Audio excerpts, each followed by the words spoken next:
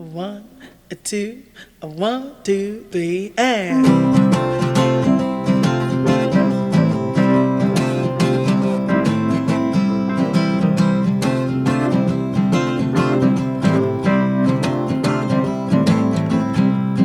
Everybody's saying that it's gonna be alright, but I can't help but wonder if it's gonna be on my night. We are the poor ones, growing up against the tide, burning our reserves of courage, working just to make it alright. Well, we know it isn't, we know it isn't, we know it isn't, we know it isn't, it ain't gonna turn out right. We know it isn't, we know it isn't, oh Lord, we know it isn't, that's why we got to fight.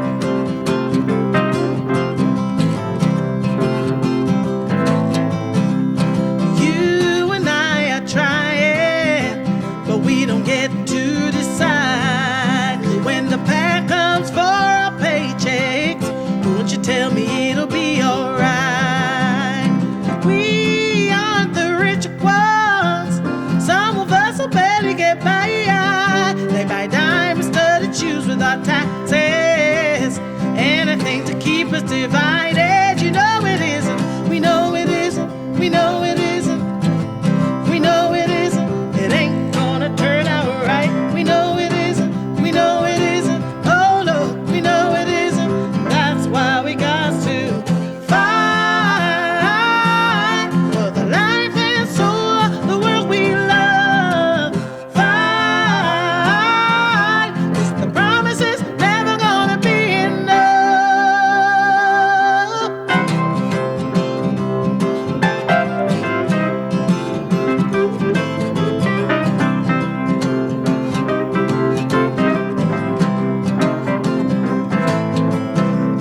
Watching and waiting for answers, hoping we might see the light. You're beating into us like a hammer. Don't you tell me it'll be alright when you know it isn't. We know it isn't. We know it isn't. We know it isn't. It ain't gonna turn out right. We know it isn't. We know it isn't. Oh Lord, we know it isn't. That's why we got to fight for the life and soul of the world we love. Fight, 'cause the promise is never gonna be enough. Oh yeah, oh yeah. You know it, you know it ain't. Oh, you know it ain't. Oh, you know it ain't. Oh, you know it ain't.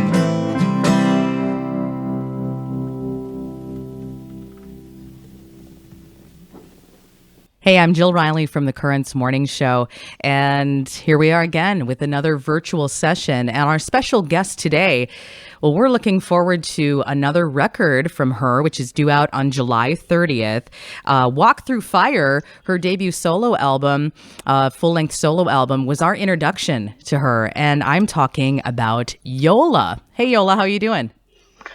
Hey, I'm really good. Thanks for having me. Yeah, that song, Diamond Studded Shoes. It's the song that we've been playing here on The Current from the new record Stand for Myself. And like I said, due out July 30th. So it's great to be talking with you. And I'm sure it's great for you to kind of prepare for this album cycle.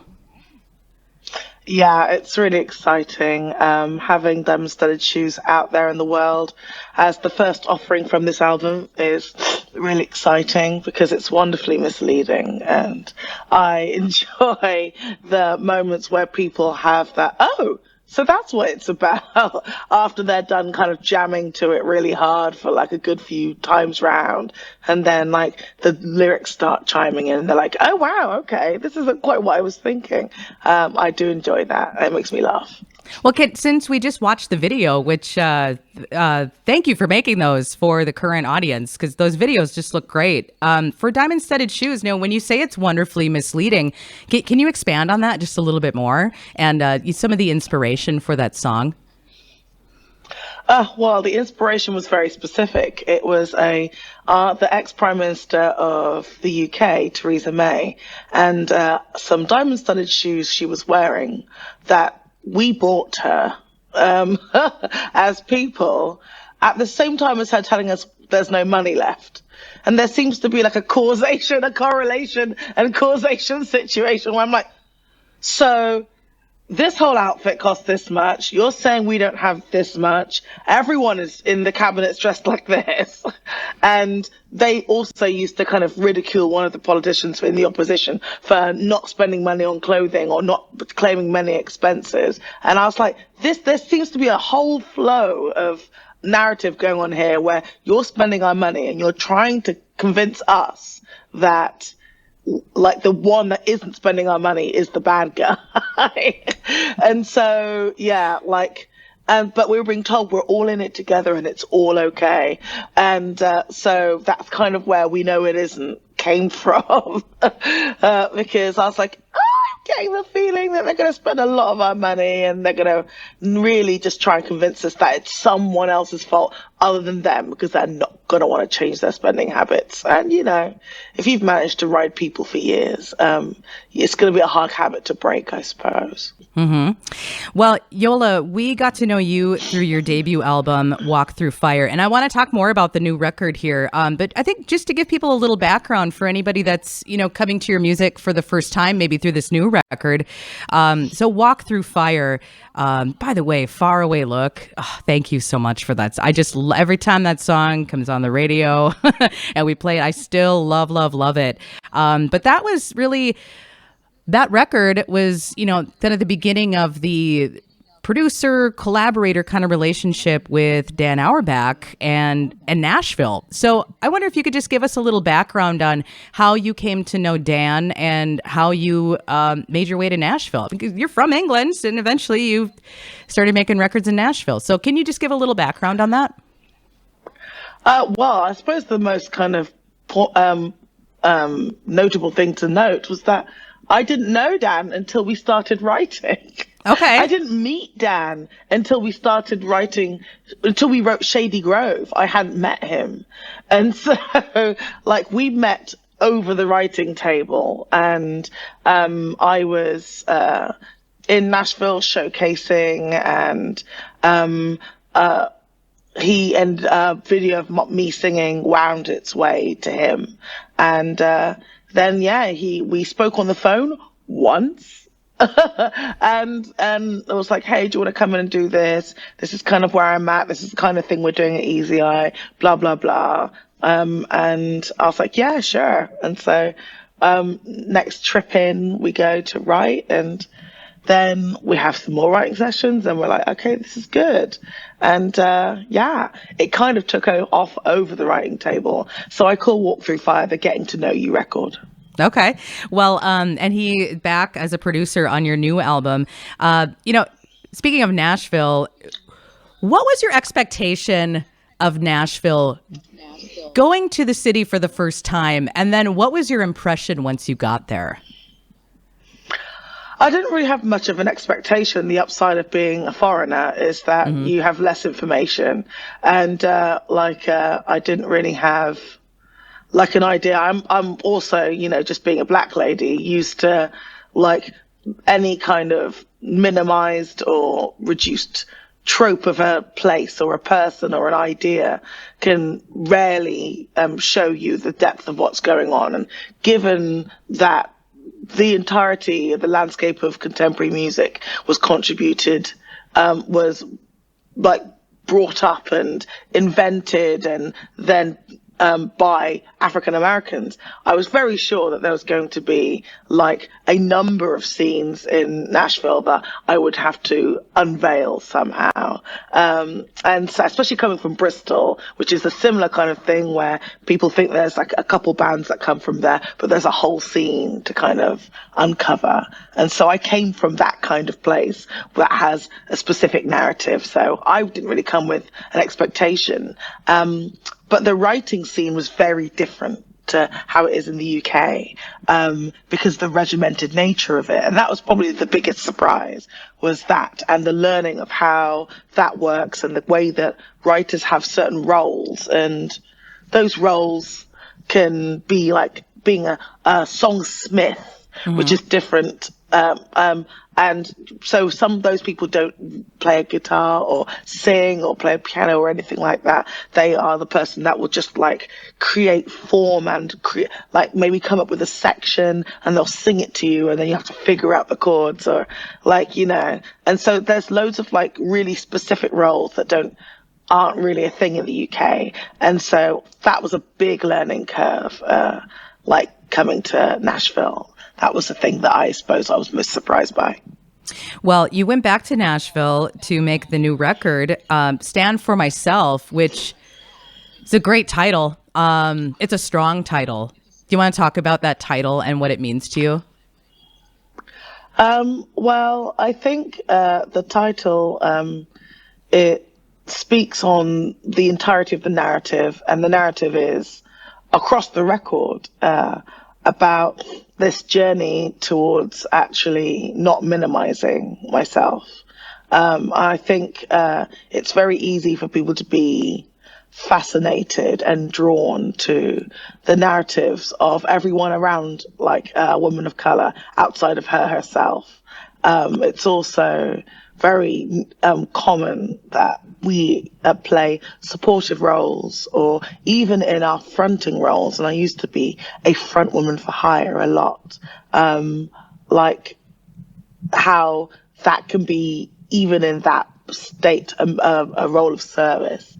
And so standing for myself is as much about standing in my power as much as it is deciding that minimizing myself is not going to win me anything. And any kind of attempt to acquire, I don't know, like a model minority status, or any kind of trying to homogenize, is doing myself out of the opportunity to self-actualize. And that's really what that title is for anyone who's listening to it, is to be fully yourself, and to satisfy like your spirit's will to manifest and be in this world before it's too late and we all shuffle off this mortal coil. Mm-hmm. Well, let's take a listen and take a watch of the video here. Stand for Myself. This is Yola on The Current.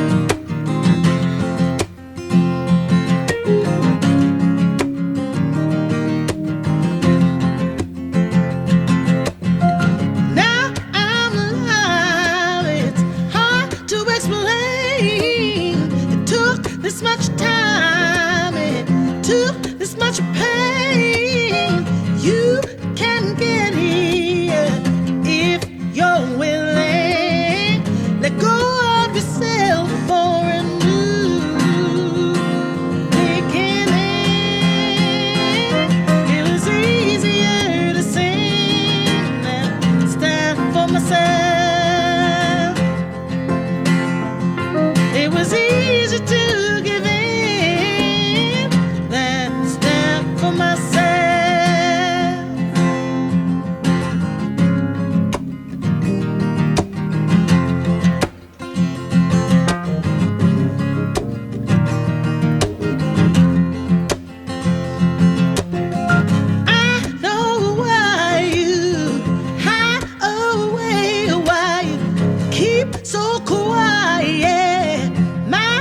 She say, nah, you think you're too much, too hard to handle, but you're stronger than anyone, but still so fragile. It was easier to sing than stand for myself. It was easy to give in than stand for myself. It was hard enough to go and live on. I was so tired trying to belong. I was lost in the city, you could see it in my eyes, but I was still a dreamer in the middle of the night. I'm alive, alive, I'm alive. I used to be nothing like you. I used to feel nothing like you. Now I'm alive, alive, I'm alive. I used to be nothing like you. I used to feel nothing like you. Now I'm alive, alive, I'm alive. I used to be nothing like you. I used to feel nothing like you. Now I'm alive, alive, I'm alive. Ooh, yeah.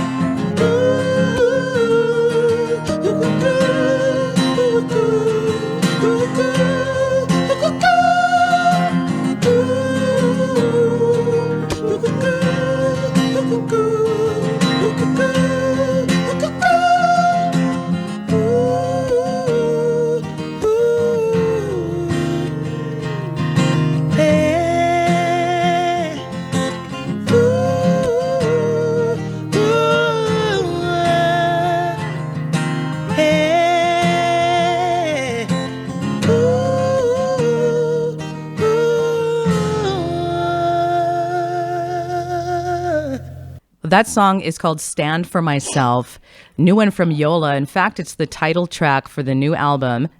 It's due out July 30th. I'm so happy to have Yola joining me here on The Current, both on the radio and in the virtual world as well. It's been kind of the way of the world to keep connected to artists through Zoom, through the virtual space. But you know what? I have been upset at the technology and grateful for the technology all at the same time this year.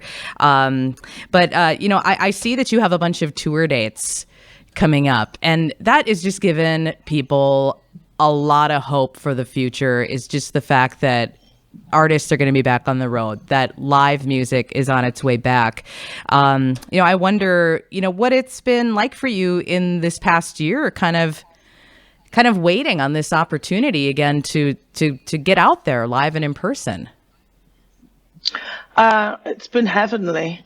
I'd love to say it's been dreadful. It's been an utter joy. I discovered how much introvert I have to my introverted extrovert. My extrovert being the mainstay of my existence, but the introvert being maybe a stronger component of my personality than I was aware. Also, having the opportunity to write this gosh darn album. So that's really great. It was great to be able to luxuriate in it, and I think the strength of the writing was shown by my ability to use that isolation to create seeds of ideas that are really strong and that I feel are going to become truer and truer, as some of the songs that are on the record became truer and truer because they were started in 2013 or 2014 or 2017 or 2018. And so for those moments, I'm really grateful. And obviously the opportunity to play a lot of guitar because I had a movie to film. So representing Sister Rosetta Tharpe in the Elvis movie is no mean feat, given that she's one of the greatest guitar players of all time. And the way she trades with herself is to sing at the same time as soloing, as opposed to doing one then the other. And when they're different rhythms, it's hellish. And you need to make a physical divide in your brain to actually like to be able to do it. You know, you've got to be biologically different. And so that took a long time to start the process. And yeah, that was like life changing in my understanding of the guitar. Yeah, it's almost comparable to I've always been blown away by how drummers can be lead singers while playing the drums. I mean, it's almost like the same wiring of the brain. I'm so glad that you brought that up, because I wanted to talk about you playing Sister Rosetta Tharpe, because I remember reading about a year ago that you had announced that you were going to play this role. And, you know, it's one thing to play a character in a movie, but it's quite another to play a real person, you know, and to step into that role. Yeah. And I wonder, when you started preparing for the role, I mean, what was the first thing that you did to really kind of dig in, or how much research did you have to do? Were you familiar with her, you know, before this opportunity came up? Yeah, I was familiar with Sister Rosetta Tharpe from quite a young age.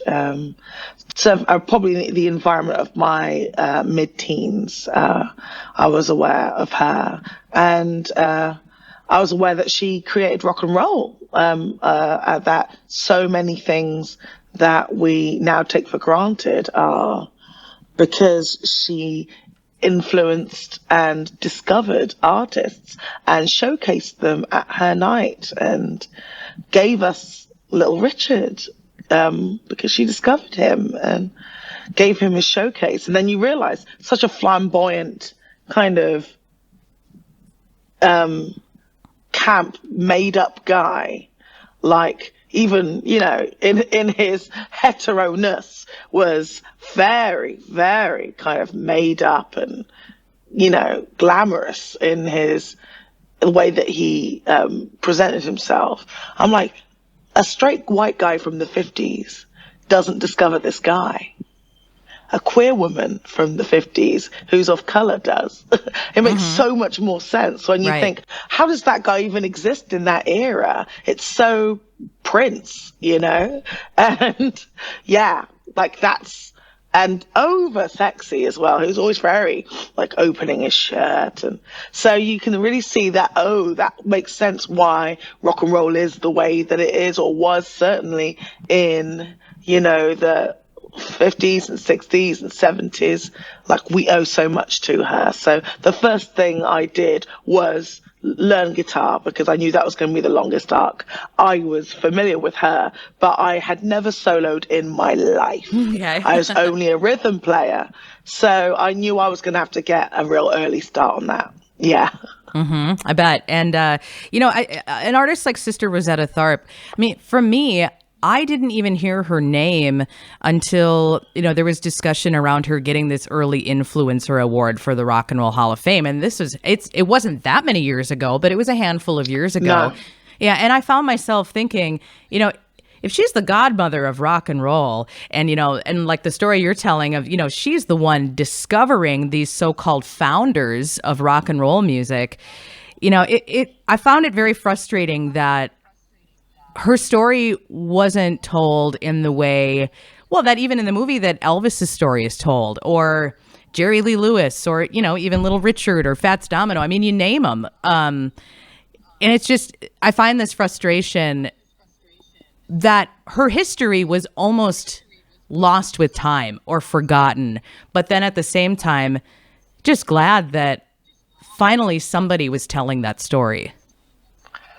Yeah, and it was a real mission of Baz's to shine a light on the origins of Elvis's life and inspiration and where the music came from. So there to be a clear narrative of this is where it started. This is who birthed this scene and this sound.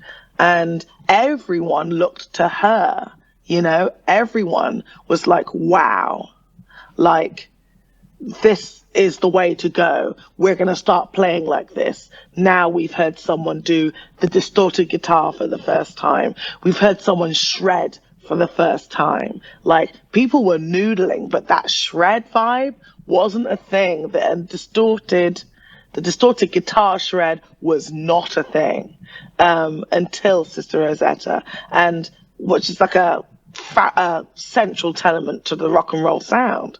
And like everything that we then attribute to everyone else was learnt from her.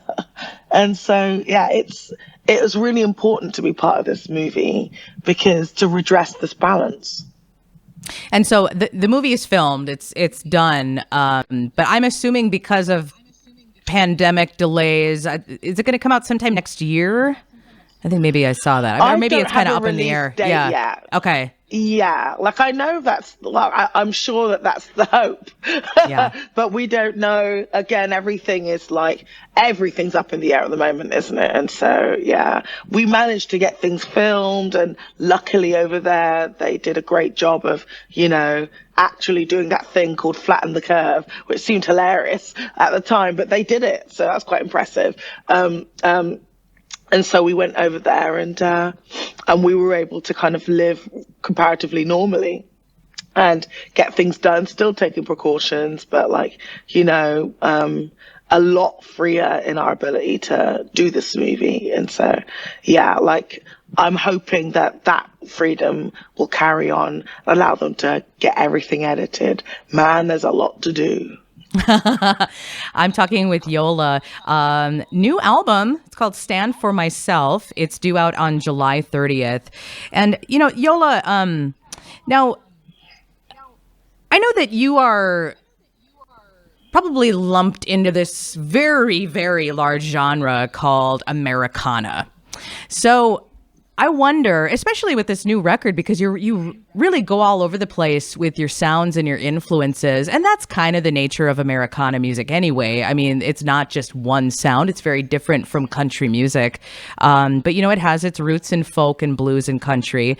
I wonder, what does the kind of that category of Americana mean to you as a Black woman from England? I mean, what does that word sort of mean to you?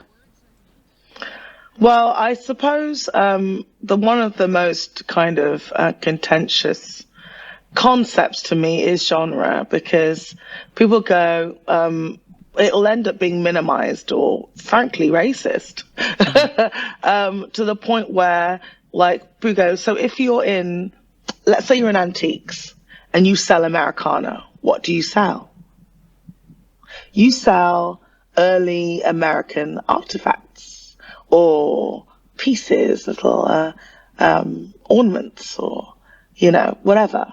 Mm-hmm. But it's early American, and the kind of denomination, the origin of that is more era based and where it was made, more than any kind of lineage of what its influence might be, or if it's kind of harking back to something European or African. And similarly with Americana as a musical concept, it should in theory encompass all those same things, early American musical artifacts. And so all things that are early and American, in my mind, qualify. But oddly, jazz doesn't. That's early and American, but sure. No.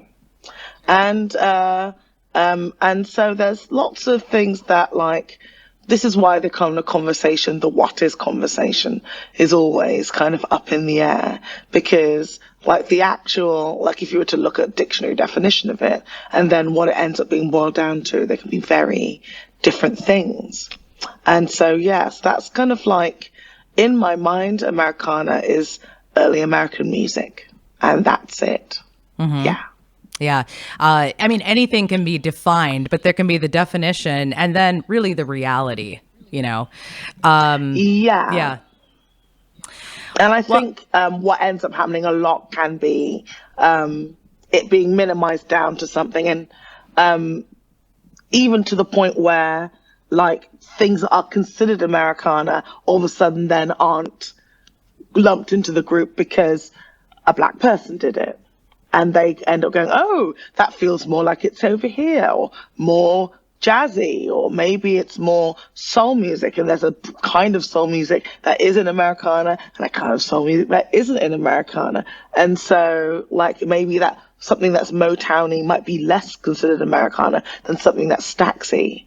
And so then, yes, the reality of something can be where people's cognitive bias comes in. And so, yeah, that's something that I've always been like, you know, wary of being in just one person's team.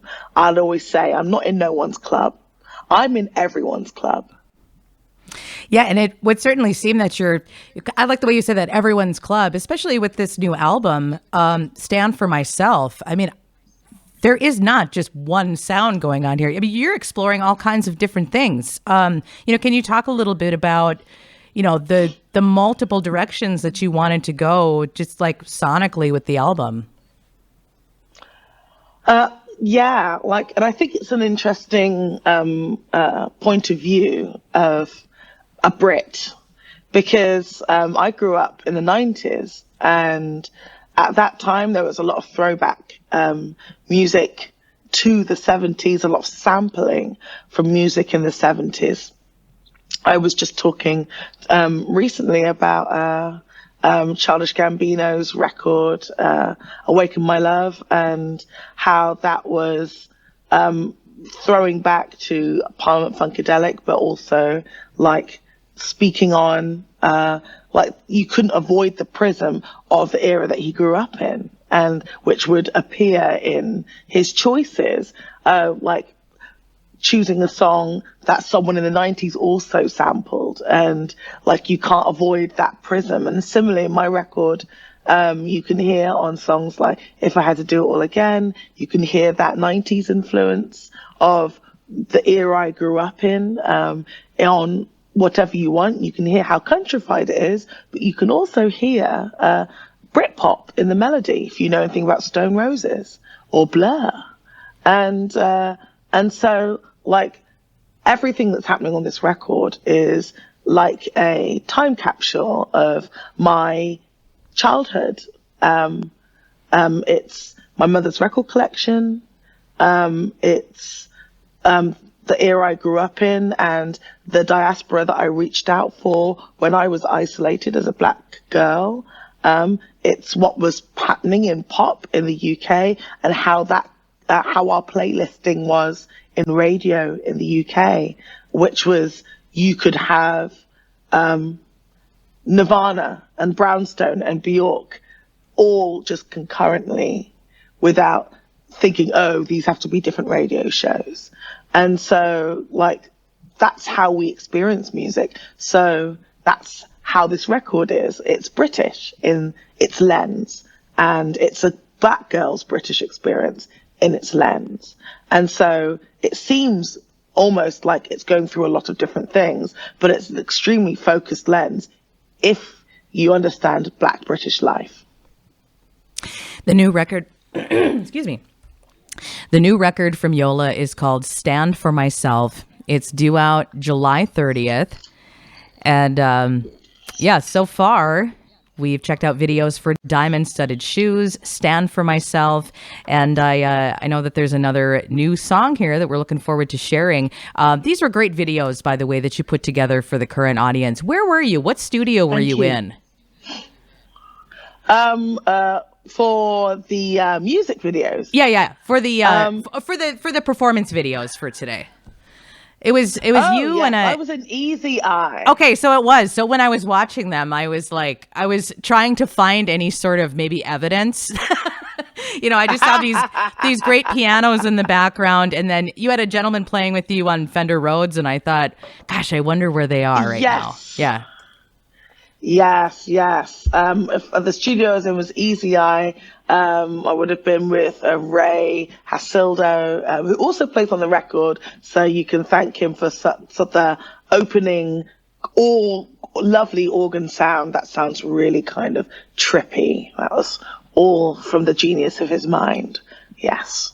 Yeah, well, the songs sound great, and congratulations. It's a big deal. New record. again, we're almost there. We're kind of over the hump of this pandemic. I think a lot of great music is gonna come out of this time.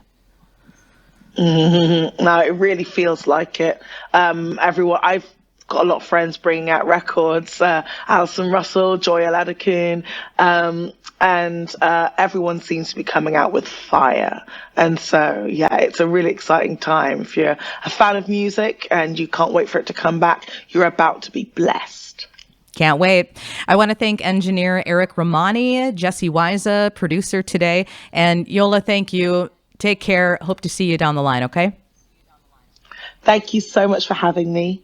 All right. You are listening to The Current, and this song is called Starlight. Check it out.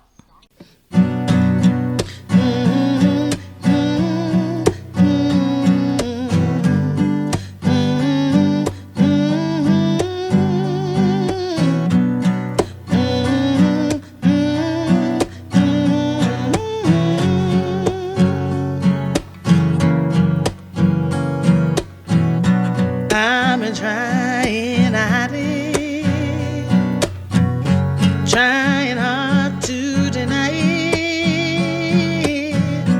I'm a thinking about how it's gonna go down, go down. Spend a lifetime without it. Trying hard not to even think about it. I listen alone, but I don't hear a sound, because in my mind I'm seeing starlight one more time. For my imagination, I'm not high. Don't let me be misunderstood.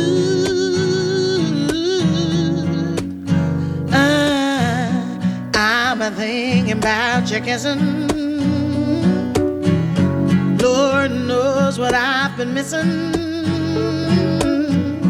You're the only one who could put me in such a state,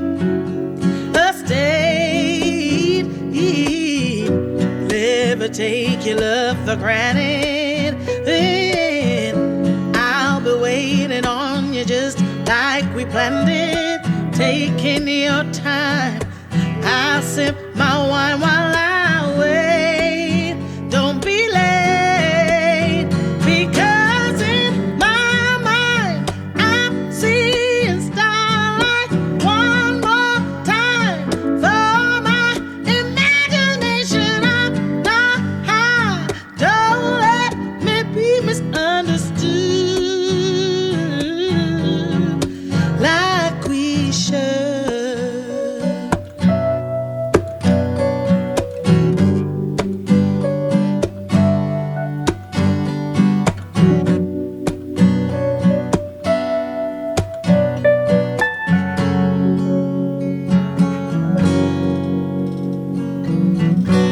I've been trying to hide it, trying hard to deny it. I've been thinking about how it's gonna go down, because in my mind I'm seeing starlight one more time. For my imagination, I'm not high. Don't let me be misunderstood. Because in my mind we are together all the time. Even the cloudy weather ain't no crime. Sometimes we just wanna feel good, like we should, like we should, like we should, like we should, like we should, hey, like we should, baby.